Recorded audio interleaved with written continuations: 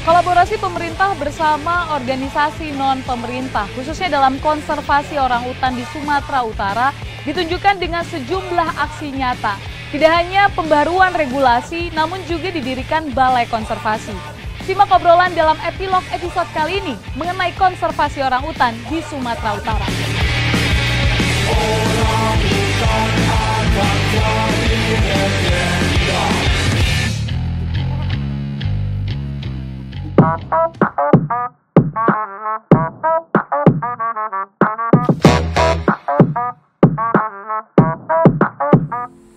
Sobat Antara, jika membahas tentang konservasi lingkungan khususnya di Sumatera Utara, tentu tidak akan lupa dengan orangutan. Berbagai konservasi dilakukan untuk melestarikan orangutan, bahkan pemerintah pun turun tangan dalam kegiatan ini. Tidak hanya pemerintah, banyak NGO di luar sana yang juga terlibat langsung. Salah satunya adalah sosok yang sangat concern terhadap konservasi orangutan. Beliau adalah Ian Singleton. Ian!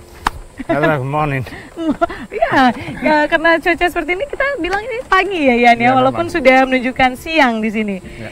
Ian, bisa dikatakan Indonesia atau khususnya Medan bukan lagi rumah kedua, tapi mungkin rumah pertama. Sekarang rumah pertama ya. Sekarang pertama, ya? Lebih lama tinggal di Indonesia daripada tinggal di Inggris. Daripada tinggal di Inggris.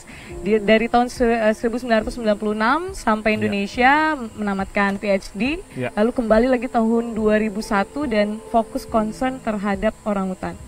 Kenapa? Ini aku orang kebun binatang dulu.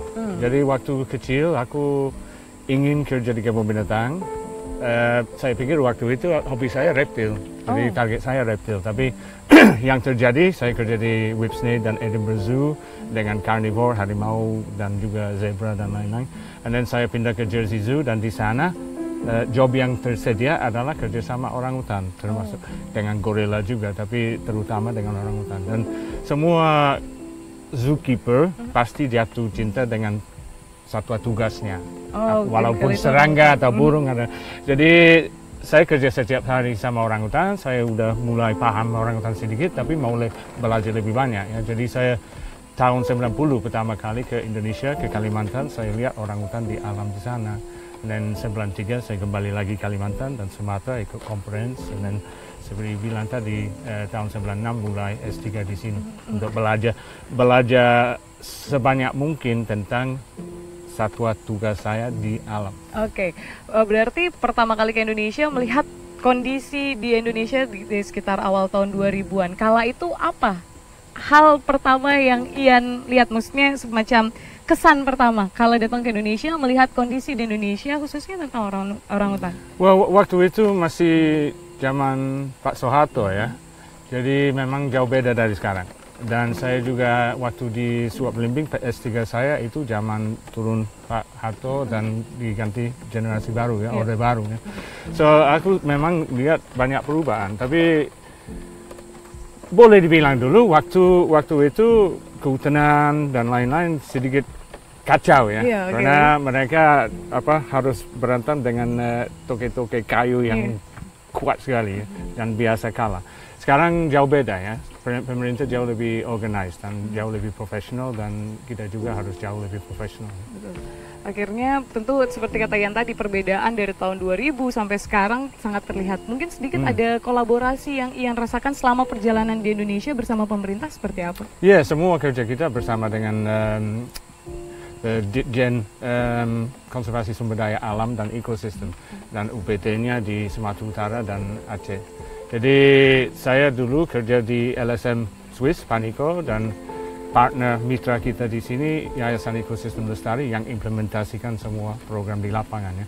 Dan sekarang saya kerja di sini dengan PT Orangutan Haven untuk membangun hal baru ini. But ya, semua kerja kita selama sampai sekarang bersama dengan pemerintah dengan MOU. Jadi ada sharing tugas dan juga ada sharing knowledge dan ilmu dan lain-lain. Ian, kalau kita perhatikan memang lingkungan di daerah sini, khususnya di sekitar Orangutan Haven ini tentu banyak masyarakat-masyarakat juga. Awalnya bisa terpikirkan untuk membuat seperti ini, membuat Orangutan Haven, apa titik baliknya? Well, tahun 2000, waktu kita bangun program konservasi orangutan Sumatera, tujuan pertama adalah bangun karantina atau pusat penyelamatan orangutan di sini, karena waktu itu tidak ada yang operasional lagi, Bukit Lawang sudah tidak berfungsi lagi. Maka 2001 kita cari lokasi yang cocok di kampung-kampung di sekitar Medan, bukan di Medan. Dan akhirnya kita bangun karantina tidak jauh dari sini, 15 menit di desa di Sibolangit. Dan di sana kita mulai dari nol. Kita nggak tahu masyarakat waktu itu, tapi karena kita di sana setiap hari, sering di coffee shop, ikut wedding, acara lain, dan banyak keluarga di sana punya anggota paling sedikit satu yang terlibat dalam pembangunan pusat karantina kita. Dan di sini sama. Jadi orang sini juga banyak orang keluarganya juga ada di sana, banyak relationship ya. Jadi waktu di sini masyarakat terima karena mereka lihat, oh peluang kita libat dalam ini banyak. Dan selama kerja banyak orang yang kerja sementara, ya, dan juga ada yang kerja permanent, misalnya ada yang urus kebun organik dan lain-lain. Dan jangka panjang akan mereka meningkat kapasitasnya juga. Ya. Sudah diajarin bahasa Inggris, mereka juga sudah lihat potensi untuk membangun homestay dan hal-hal lain. Berarti daerah sini juga bisa dikatakan terjadi pemberdayaan masyarakat. Ya. Orangutan tetap lestari, pemberdayaan masyarakat dan lingkungan khususnya yang berkelanjutan nantinya. Ian. Nah, kalau kita melihat juga kondisi orangutan di Indonesia ini memang memprihatinkan, Ian. Tapi tentu mengalami peningkatan. Pemerintahan berganti, peningkatan orangutan juga semakin lestari. Perbedaan-perbedaan seperti itu bagaimana, Ian? Apakah signifikan perbedaan dahulu dengan kini? Khususnya untuk orangutan. Waktu di akhir tahun 90-an pembukaan skala besar di mana-mana ya, konversi hutan untuk kayu. Dan kemudian yang konsesi kayu dirubah jadi sawit. Jadi pembukaan banyak sekali. Kebakaran gambut banyak sekali juga. Sekarang lebih stabil. Banyak peraturan yang dikeluarkan pemerintah, moratorium dan lain-lain mengurangi skala pembukuran, terutama di Sumatera Utara ini yang habitat orangutan. Kalau di daerah lain mungkin belum. Tapi relatif aman, relatif stable. Tapi tetap ada perambaan di pinggir dan ada pembangunan jalan yang potong satu habitat jadi dua, satu populasi orangutan menjadi dua. Dan ini masalah. Dulu skala kehilangan habitat cepat, skala besar, sekarang kurang, tapi tetap ada. Tetap ada. Berarti itu menjadi tantangan juga yang dari dulu, walaupun sudah mulai berkurang ya, Ian. Strategi apa yang waktu itu dilakukan oleh teman-teman NGO? Kalau pemerintah mengeluarkan peraturan, tapi dari NGO sendiri langkah apa ya? Karena kita selalu keliling Aceh dan Sumatera Utara ini, kawasan ekosistem Loser dan Taman Nasional Gunung Loser, selalu kita lihat apa yang terjadi. Dan kita juga punya hubungan dengan pemerintah daerah, jadi kita bisa menjelaskan ke pemerintah apa masalah ini, apa potensi masalah ekonomi akibat dari ini, sampai mereka mungkin berubah pikiran. Kalau satu hasil kita kerja sama pemerintah di Tapanuli dulu. Banyak sekali habitat, hampir semua habitat orangutan Tapanuli merupakan hutan produksi. Tapi lama-lama mereka lihat, oh ini mengancam sumber air kita, ini mengancam ekonomi kita. Jadi 80% ditingkatkan menjadi hutan lindung melalui tata ruang. Ya. Dan satu kasus lagi di Rawatripa di pantai barat Aceh, ada banyak pembakaran hutan gambut dulu yang jelas ilegal. Kita kumpul informasi dan data dan serahkan ke pemerintah, sampai pemerintah yang hukumkan beberapa PT di situ. Baik, terlihat jelas memang kerjasamanya ya, teman-teman NGO yang langsung turun ke lapangan. Di sini peran pemerintah memang akhirnya menentukan kebijakan-kebijakan apa yang harus diberikan, dan itu ternyata memiliki efek jangka panjang. Ian tadi karena menyebutkan tentang Tapanuli, saya sempat riset juga selama Ian di Indonesia yang awalnya orangutan ada dua, ini di Sumatera ya, ada satu spesies langka juga yang ditemukan di Tapanuli. Dua-duanya langka. Dua-duanya, iya tentu saja, tentu saja. Ada yang lebih langka lagi. Yang lebih langka lagi. Nah itu bagaimana yang So waktu kami mulai, satu tugas saya juga untuk survei. Saya sama teman-teman kunjungi hampir semua blok hutan yang masih lumayan besar di selatan dari Loser. Di Loser kita tahu ada orangutan, tapi di selatan banyak cerita, tapi harus cek. Ya. Jadi kita kunjungi banyak yang kosong. Mungkin 50 tahun lalu ada orangutan, tapi sekarang enggak. Tapi di Batang Toru, hutan Batang Toru di Tapanuli tetap ada. Nah, kita asumsi kita ini cuma populasi terselatan dari populasi orangutan Sumatera. Tapi lama-lama kita ada studi genetik dan dilihat, oh jelas berpisah, jelas beda. Nah, dan cukup beda untuk menjadi spesies. Dia sebenarnya DNA-nya orangutan Tapanuli sama jauh dari orangutan di Aceh, orangutan Sumatera dengan orangutan Kalimantan, jadi di antara dua-dua. Dan ada indikasi bahwa orangutan Tapanuli populasi orangutan yang paling tua, paling lama. Jadi sebenarnya bisa bilang nenek moyang orangutan Sumatera dan orangutan di Kalimantan. Tapi sisanya cuma 800-an ekor, sedikit sekali. So ini walaupun waktu jadi spesies baru, waktu dideskripsi sejarah ilmuwan, langsung juga terjadi jenis kera besar yang paling terancam punah di dunia. Yaitu Tapanuli. Ya, orangutan Tapanuli. Lalu tindakan apa yang akhirnya dilakukan Ian? Itu kan ditemukan di tahun 2017 yang baru dinyatakan ternyata ada spesies lainnya. Sudah 2000 baru udah tahu sekarang, ada di sana, tapi 2017 baru spesies. Baru spesies. Dan saat ini apa yang dilakukan untuk mereka? Well, kami tahun 2004 mulai bangun stasiun pemantauan di sana. Jadi sudah lama ada penelitian mengenai keanekaragaman hayati di hutan itu sama owa-owa dan orangutan juga. Dan kami sudah lama juga ada program konservasi bersama dengan masyarakat di sana dan pemerintah Tapsel, Tapteng, termasuk yang bantuan ke tata ruang yang aslinya berubah status. Banyak program pendidikan, sosek juga, dan bantuan pada ekonomi, tapi terutama untuk konservasi ya. Jadi banyak masalah di sana, walaupun hutan lindung atau hutan kawasan konservasi, masyarakat nggak tahu batasnya. Juga banyak masyarakat pendatang dari luar, misalnya Nias, mereka nggak tahu batasnya juga. Jadi kita kerjasama untuk buat patok-patok, ini batasnya sudah jelas dan ini konsekuensinya kalau dibuka, dan ini pendidikan ke sekolah, ini pendidikan ke gereja. Jadi udah cukup lama kita kerja di sana. Sekarang yang terpenting karena populasi 800 itu sudah lama bagi 3. Dan cuma satu sekitar 500 ekor yang bisa dibilang tahan jangka panjang. Kalau yang lain karena inbreeding ya, kawin dalam marga sebenarnya, resiko punah dalam tinggi. 50, 100, 200 tahun. Saya kira juga penyebab punah karena adanya perburuan liar. Perburuan liar, kalau di daerah Tapanuli, kalau you bicara sama masyarakat, tetap ada kadang-kadang yang makan orangutan. Kalau di Aceh kurang. Wah, tidak, hampir tidak ya. Tapi pembunuhan ada, tapi pembunuhan orangutan biasa dalam situasi konflik. Bukan masyarakat masuk hutan untuk tangkap, untuk tembak induk orangutan untuk ambil bayinya. Nggak perlu, karena cukup banyak induk mati dalam konflik dengan masyarakat di pinggir hutan atau di mana hutan sudah dibuka. Lebih banyak orang pelihara, lebih banyak orangutan peliharaan anak di daerah-daerah di mana pembukaan hutan aktif. Jadi hutan dibuka, orangutan mau kemana?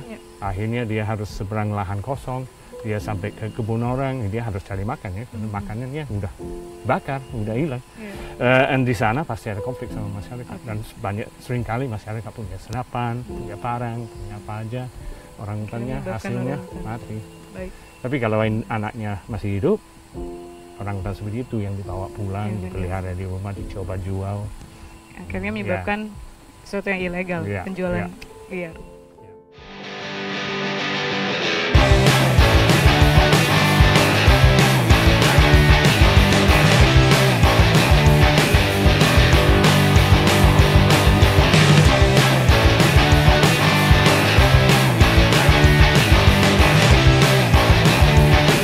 Masih membahas tentang orangutan bersama Ian, yang bisa Ovi bilang praktisi langsung karena sering bertemu dengan banyak masyarakat, lalu juga mengedukasi masyarakat sekitar terkait pentingnya konservasi ini.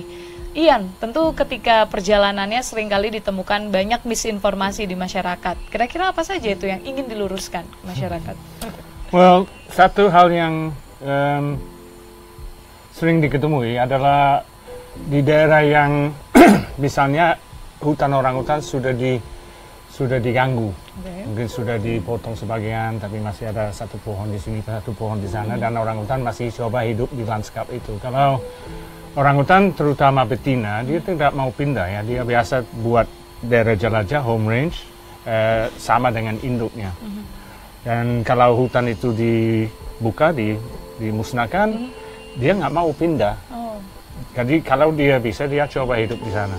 Nah, aku pernah masuk beberapa lokasi di mana mungkin sebagian hutan udah jadi karet atau pertanian lain.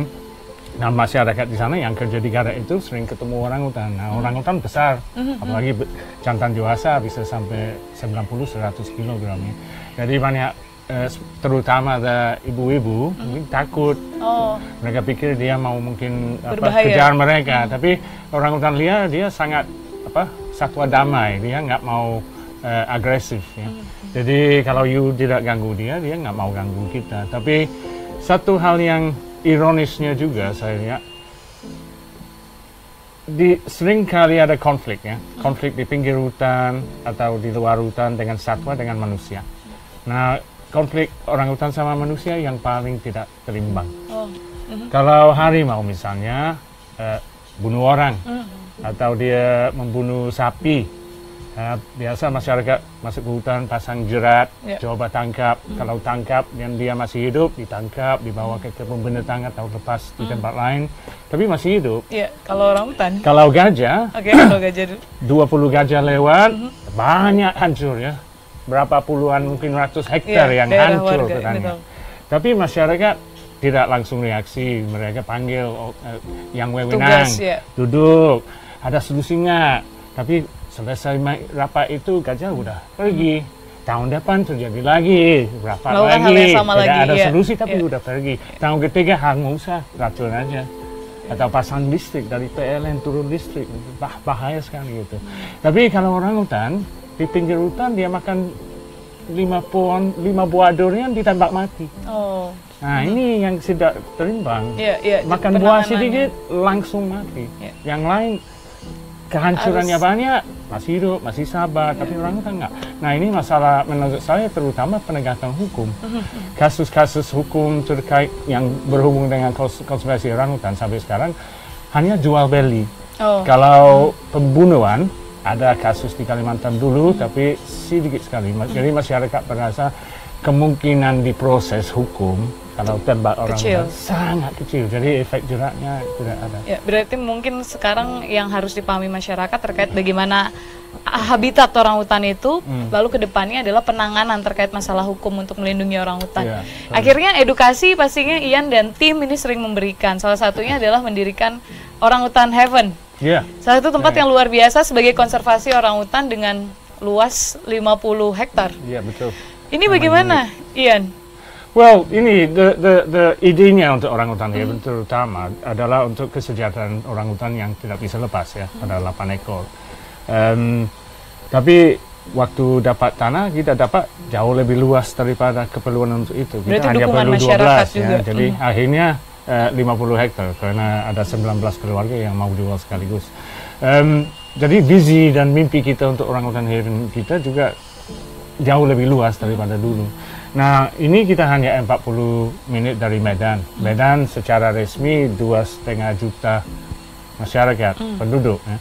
Tapi secara realitas mungkin 3,5 atau lebih ya. So, dekat sekali kita 3 juta lebih masyarakat dan ribuan sekolah. Dan ini wilayah yang Sumatera Utara ini kalau aman, wisata lumayan banyak. Jadi potensi pendidikan di Orangutan Heaven ini luar biasa. Secara formal dengan sekolah-sekolah, dan kita sudah bangun kelompok sekolah di Medan yang sedang membangun modul-modul dan uji coba ini, uji coba itu. Kemarin ada grup Sabtu lalu. And then kita juga harus membangun eco trail supaya masyarakat umum bisa masuk, bisa belajar mengenai ekologi, dan akan buat guided tour orangutan, jadi memberi informasi mengenai orangutan, dan semua fasilitas di sini juga kita coba bangun secara berkelanjutan dengan bahan-bahan yang berkelanjutan dan cara-cara yang sustainable ya. Jadi kita mau semua bangunan di sini pun merupakan aset pendidikan juga ya, sumber pendidikan. So ya, mimpi utama untuk kesejahteraan orangutan, tapi potensi tertinggi adalah pendidikan. Betul. Berarti selain banyak bonusnya ya Ian ya. Ada satu misi utama konservasi orangutan, lalu juga secara langsung kita bisa mengedukasi karena masyarakat bisa datang ke sini, tidak hanya masyarakat Medan, tentu saja seluruh Indonesia bahkan luar ya Ian. Digandeng oleh pemerintah Ian ya, bekerja sama dengan Yayasan Ekosistem Lestari dan Kementerian juga memberikan support besar terhadap Orangutan Heaven. I mean secara historis saya dan SOCP, Program Konservasi Orangutan Sumatera, selalu berhubung erat dengan Kementerian Lingkungan Hidup dan Kehutanan. Tapi dengan Orangutan Heaven kita ada banyak hubungan dengan pariwisata, dengan pendidikan. Kita punya organic farm dari Kementerian Pertanian juga tanpa batas. Ya. Oke, berarti tidak hanya satu kementerian, malah semakin banyak ya, karena tadi juga diinginkan nantinya ini bisa menjadi tempat riset. Berarti akan ada kerjasama dengan Kementerian Pendidikan. Sejauh ini bagaimana respon dari Kementerian Pariwisata, Kementerian Pendidikan? Dengan pariwisata masih early days ya, masih belum. Tapi kalau soft opening pasti kita kenalkan diri dengan mereka dan kasih tahu apa mereka punya ya, mereka punya aset. Dan pendidikan sudah paham ini dan potensinya dan sudah mulai merintis. But saya sangat ingin dari awal ini Orangutan Heaven ini terutama untuk kepentingan 8 ekor orangutan itu. Tapi saya ingin potensi keterlibatan banyak sekali pihak tinggi sekali, termasuk masyarakat setempat harus libat, pemerintah daerah harus libat, sekolah-sekolah harus libat. Jadi aku ingin mereka dan masyarakat Medan pun punya rasa memiliki ini. Ini aset mereka, aset daerah, ya. Bukan aset saya atau aset PT atau aset yayasan, tapi ini aset masyarakat dan wilayah Sumatera Utara ini. Oke, berarti ada peran, saya tertarik tadi dengan adanya peran masyarakat. Kita tahu nantinya ke depan tentu tidak, jika kita lihat masyarakat sekitar, adanya potensi generasi muda, Ian. Harus ada regenerasi, ini penting, Ian. Bagaimana Ian melihat regenerasi itu di daerah sini saja? Well, saya juga bangga ini ya, tidak jauh dari sini ada karantin kita. Dan keeper di sana biasa orang yang baru selesai sekolah ya. Dan mereka jadi keeper, mereka sejak kecil tidak ada mimpi menjadi keeper orangutan. Tapi ada peluang, mereka ambil dan mereka sepertinya jatuh cinta dengan kerja itu dan sangat loyal. Sampai ada beberapa yang mundur dari kita masuk ke university S1 sampai S2. Jadi saya sangat bangga juga ya. Dan di sini saya harap begitu, masyarakat setempat bisa libat dalam ini, itu buka pintu banyak peluang baru yang kalau mereka nggak gabung di sini, pintu itu nggak ada. Iya, karena yang concern, kita butuh yang concern, konsisten juga. Bantu dan angkat. Dan dengan ini juga sudah kerja sama beberapa konsultan yang lokal yang pengalamannya masih kurang. Tapi kalau lama-lama kerja sama kita di sini, pengalamannya naik, kapasitasnya naik, potensinya naik. Itu yang kita harapkan, dan saya juga berharap nanti di luar sana generasi muda ikut terjun langsung terhadap konservasi ini. Semakin banyak tenaga, semakin bisa kita meraih mimpi untuk melindungi orangutan. Oke Ian, mungkin terakhir adakah harapan Ian ke depannya seperti apa, atau ideal kolaborasi ke depannya yang diharapkan didapat dari pemerintah dan juga masyarakat? Silakan Ian. I think yang terpenting pemerintah sama masyarakat semua paham ini apa. Itu tugas kami untuk memastikan bahwa semua paham apa ini dan tujuan kita apa. Tapi aku ingin mereka harus paham juga bahwa kita ingin mereka libat. Bukan cuma nonton dari jauh, tapi libat, aktif. Maka I think potensi, kalau kami sendiri aja, potensi orangutan Heaven sampai sini. Tapi kalau pemerintah mendukung dan bantu, kalau masyarakat mendukung dan bantu, potensi kita luar biasa, jauh lebih tinggi lagi. Karena kuncinya adalah kolaborasi ya, tidak mungkin ada yang bisa bekerja satu tangan, tapi kalau semakin banyak tangan yang membantu, mimpi itu bisa terwujud. Terima kasih Ian, obrolan yang luar biasa terkait konservasi orangutan, lalu bagaimana pengembangan Orangutan Heaven ini untuk melestarikan orangutan ke depannya. Semoga obrolan edisi kali ini bersama Ian, salah satu, saya bisa bilang aktivis terhadap orangutan yang membanggakan sekali di Indonesia, bisa memberikan inspirasi dan pemahaman baru untuk Sobat Antara. Dan jangan lupa untuk mendengarkan serta menyaksikan episode lainnya di podcast Antara. Bye!